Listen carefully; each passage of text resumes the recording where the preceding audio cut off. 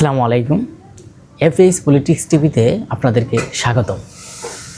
আপনারা জানেন যে গতকাল রাত্রে প্রধান উপদেষ্টা এবং সেখান থেকে একটা রাষ্ট্রপতির স্বাক্ষরিত একটা প্রেস প্রজ্ঞাপন জারি হয়েছে যে খালেদা জিয়াকে, সাবেক এই তিনবারের প্রধানমন্ত্রীকে রাষ্ট্রের অতি গুরুত্বপূর্ণ ব্যক্তি হিসাবে প্রজ্ঞাপন জারি। এবং আমরা দেখলাম যে খালেদা জিয়াকে কেন হঠাৎ করে এখন এই রাষ্ট্রের অতি গুরুত্বপূর্ণ ব্যক্তি বলা হয়েছে, যে এতদিন কেন বলা হলো না যে ডক্টর মোহাম্মদ ইউনূস ক্ষমতা গ্রহণ করার পরে কেন এতদিন বললো না। মানে হঠাৎ করেই তিনি যখন অসুস্থ অবস্থায় এভারকেয়ার হাসপাতালে আসেন এবং এই মুহূর্তে তাকে কেন আপনার অতি গুরুত্বপূর্ণ ব্যক্তি বলা হলো। দেখেন, এই বাংলাদেশের গণতন্ত্রের জন্য, গণতন্ত্র পুনরুদ্ধারের জন্য এবং গণতন্ত্রের চেষ্টা করার জন্য, গণতন্ত্রে বাংলাদেশে ফিরিয়ে আনার জন্য, তত্ত্বাবধায়ক সরকার বহাল করার জন্য বারবার কারা নির্যাতিত, বারবার বন্দী হয়েছেন, কখনো এই আওয়ামী লীগ দলের সাথে আপোষ করে নাই। তিনি হচ্ছেন দেশনেত্রী বেগম খালেদা জিয়া। তিনি আজকে এভারকেয়ার হাসপাতালে যখন তার লক্ষ লক্ষ লোক সেখানে আসা শুরু করে দিয়েছে, সারা বাংলাদেশের সমগ্র জাতি, দল মত নির্বিশেষে সবাই যখন এভারকেয়ার হাসপাতালের সামনে ভিড় করছেন এবং সেখানে আসছেন এবং প্রধান উপদেষ্টা ওখানে দোয়া মাহফিল এবং যে রাষ্ট্রপতি, আপনারা জানেন যে বাংলাদেশের বাইরেও পাকিস্তান, ভারত থেকে নরেন্দ্র মোদী তার সুস্বাস্থ্য কামনা জানিয়েছেন এবং পাকিস্তানের প্রধানমন্ত্রী এবং দেশের মধ্যেও যে সকল রাজনৈতিক দল আছে সবাই বলেছে যে তিনি শুধু বাংলাদেশের এবং এই বিএনপির নেত্রী না, তিনি হচ্ছেন সারা বাংলাদেশের একজন নেত্রী, যিনি বারবার কারা নির্যাতিত, হয়রানি, ছেলেহারা সন্তান দেশের বাইরে থাকা এবং তার স্বামীকে হারিয়ে এবং তার যে একটা ঘরের ঠিকানা ছিল সেই ঘরকেও ঘর থেকে বাহির হয়েছেন। মানে এত নির্যাতিত, এত নিপীড়িত হয়েও যেই নেত্রীটা আপোষ করে নাই, তাকে এখন অতি গুরুত্বপূর্ণ ব্যক্তি হিসাবে ঘোষণা করা হয়েছে। আমরা দেখি রাত্রির ভিতরেই তার বিভিন্ন জায়গায় পুলিশ, বিভিন্ন বাহিনী দিয়ে তার এভারকেয়ার হাসপাতালে চতুর্পাশে নিরাপত্তা দেওয়া হয়েছে। আসলেই খালেদা জিয়া কি আমাদের মাঝে আর সুস্থ হয়ে আসবেন না? এখন মানুষের মনের মধ্যে প্রশ্ন এটাই জাগে যে তাকে হঠাৎ এত নিরাপত্তার ব্যবস্থা, আসলে তিনি কি আমাদের মাঝে সুস্থ হয়ে আসতে পারবেন না? তিনি কয়েকদিন যাবৎ যখন অসুস্থ, রাতে আমরা দেখছি মির্জা ফখরুল, মানে বিএনপির বড় বড় রাজনৈতিক দলেরা, যা নেতাকর্মীরা আছেন, হেভিওয়েট নেতাকর্মীরা, তারা খালেদা জিয়াকে দেখার জন্য এভারকেয়ার হাসপাতালে ছুটে যাচ্ছেন। এখন এই যে তাকে অতি গুরুত্বপূর্ণ ব্যক্তি বলা হলো, এটা আসলে কতটুকু যৌক্তিক? আমরা মনে করি সেটা 100% যৌক্তিক এবং ডক্টর মোহাম্মদ ইউনূস যেটা আগেই করার দরকার ছিল এবং রাষ্ট্রপতির পক্ষ থেকে যেটা আগেই করার দরকার ছিল, হয়তো তারা এখন বুঝতে পারছে যে খালেদা জিয়া কি। কারণ খালেদা জিয়ার জনপ্রিয়তা আপনারা দেখেন, কেউ কোরআন শরীফ এভারকেয়ার হাসপাতালের সামনে কোরআন শরীফ নিয়ে সেখানে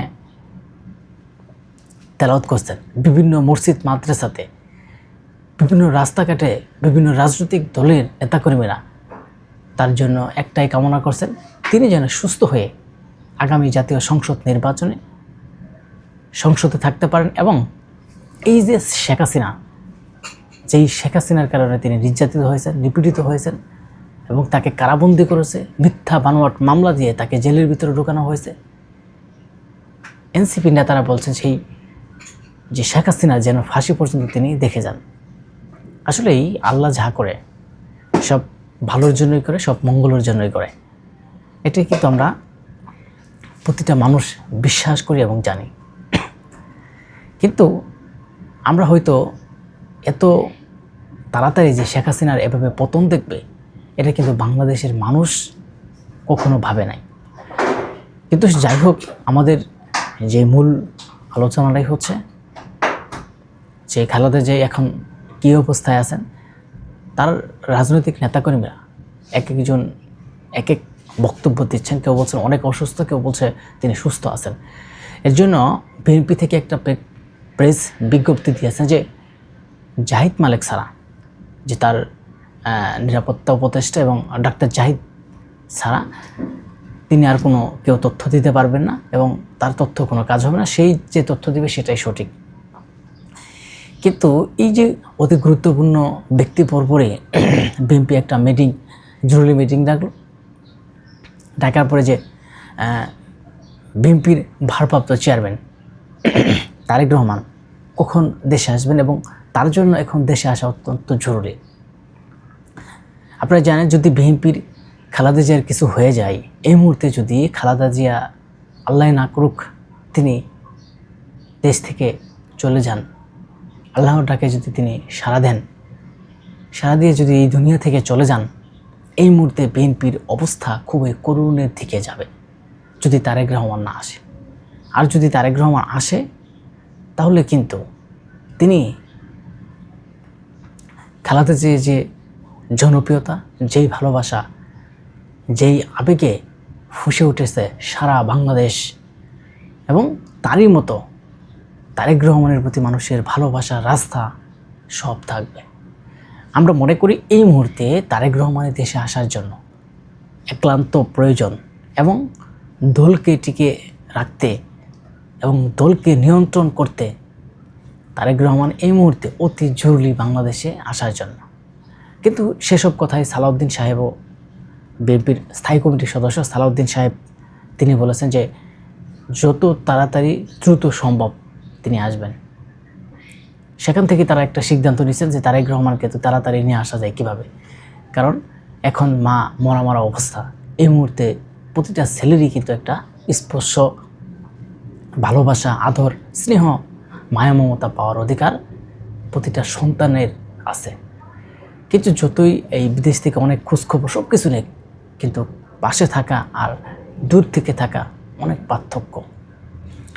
কিন্তু এই মুহূর্তে খালেদা জিয়া আসলেই কিন্তু একজন